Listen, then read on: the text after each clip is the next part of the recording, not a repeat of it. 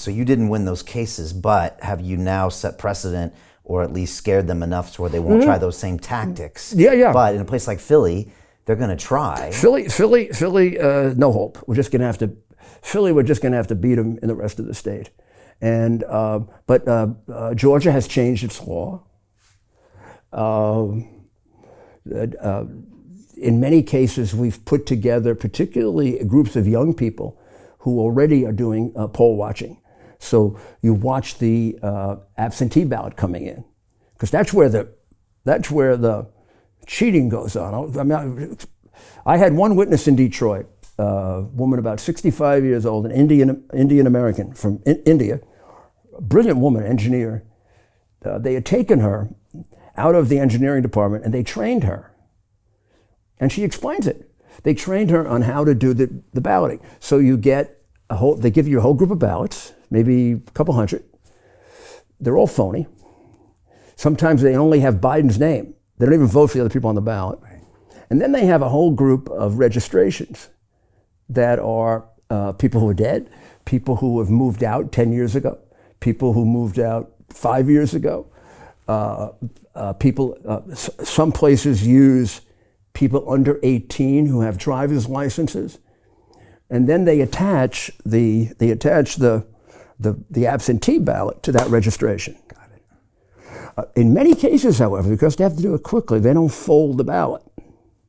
So in Pennsylvania and in Detroit, I have a number of witnesses that nobody's ever heard from except in the legislatures that will tell you that one of the things they were able to see 100 yards away, they couldn't see the signatures, which are what they are supposed to see, but they could see that the ballot hadn't been folded. Okay. Now, you have to fold an absentee ballot because it has to come in the mail, otherwise it's invalid. So it has to be folded. They could see that the ballots were just being picked up, and I can show you a tape in Georgia. You can't see quite as clearly as in Pennsylvania, but you can see that the paper is not folded over. It's very straight paper. You can also see them putting it in the machine 4 times. Actually see it.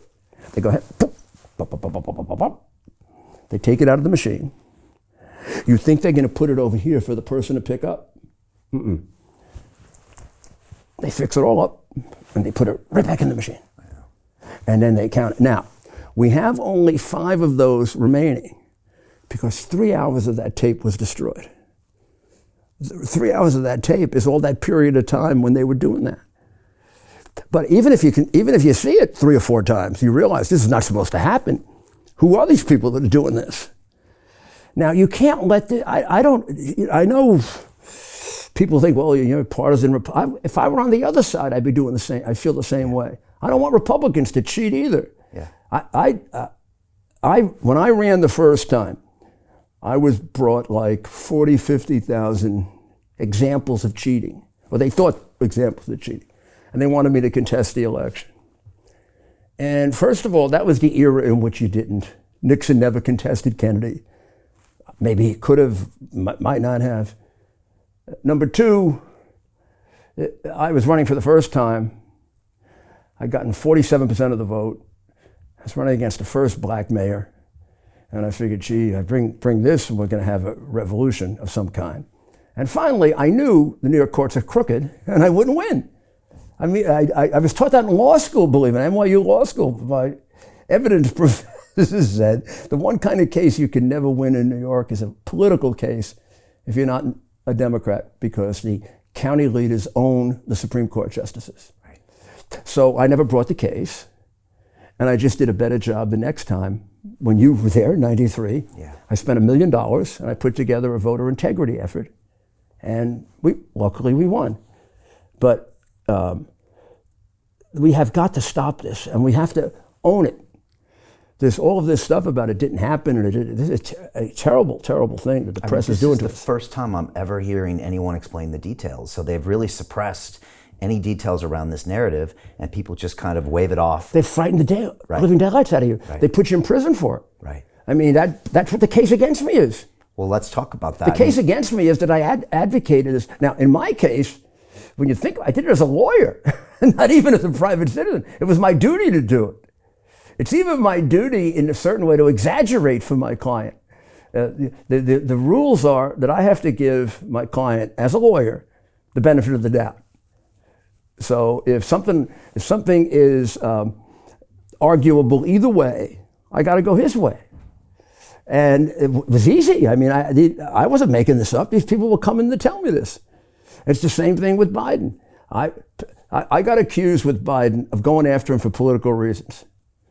First time I got information about him, I was representing Donald Trump. I was trying to get information about Russian collusion. And somebody came to me and said, don't you know about that big bribe that he was involved in, Biden was involved in Ukraine? I said, what are you talking about? And they showed me the evidence. That was 1.5 years before he ran. I put it out 1 year before he ran. And the press went crazy on me. Went crazy on me. I'm nuts. I don't know what I'm talking about. It was debunked. I gave it to the FBI, went nowhere. Gave it to the State Department, went nowhere. They just sat on it. I tried to get the Senate to be interested in it. They didn't want to go after a senator. I did it not for Trump. I did it for me as an American. And then, from the first moment that I began representing Trump, unbeknownst to me until 3 years later, they went and took my iCloud account and monitored it every day. Really? The FBI monitored my iCloud account every day that I was Trump's lawyer. You know this? I know it for sure. They had to admit it when they searched my home. And they weren't interested in me originally. They did that to see if they could find anything on Trump. Then they searched my home, searched my law office. 1.5 years later, they wrote a letter to the grand jury saying there's no probable cause that he committed any crime. Well, how did they have a basis? What happened to the probable cause? You have to have probable cause under our law. Otherwise, you violate the Fourth Amendment to search somebody's house. You have to have extraordinary probable cause to search a lawyer's office. I mean, I had other clients who privacy was completely wrecked because of what they did. And they found nothing. So Jim Rickards has just recorded a video that's not available to anyone in the public, and he's going to be talking about how this upcoming recession is going to be fast, it's going to be bloody, it's going to be nasty. But at the same time, he's going to show you how you can position yourself to profit from all of this chaos. Now, we've made this video only available to our viewers. Go to londonreal.tv/Jim. Watch that immediately. I can't say enough good things about Jim Rickards. He understands the global economic system better than any guest I've ever had on London Real. His predictions are almost uncannily true, and you can learn how to profit from his vision, from his expertise, and his understanding of economics. So go to londonreal.tv/Jim or click the link below. It's an excellent look on what's going to happen in the future and how you can position yourself to profit from that. Jim is one of the best in the business, one of my favorite guests on London Real, and he's very good at predicting the future and showing us all to profit from it. So click the link, and I hope you enjoy.